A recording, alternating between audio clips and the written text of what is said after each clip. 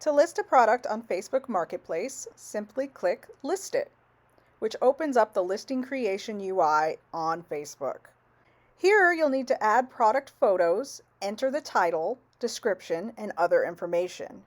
With our FBDS extension, this is really simple. In the extension, click Download All Images, and you'll be able to download all product images at once into a zip file. Open the zip file and extract all images. Drag and drop them into Add Photos on Facebook. You may need to arrange the images a little bit to make it more appealing to potential buyers. Copy and paste the title and description.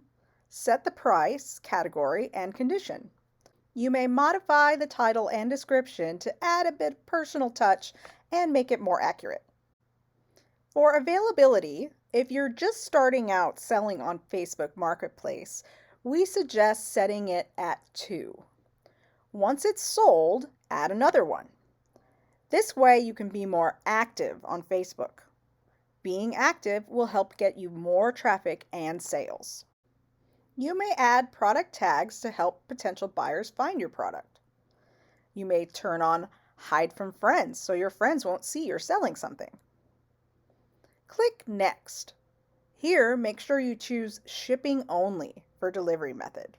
You definitely don't want someone to pick up a dropshipping item at your house. For shipping option, choose Use Your Own Shipping Label and 0 for shipping rate. Remember, all products sourced from FBDS Direct ship free.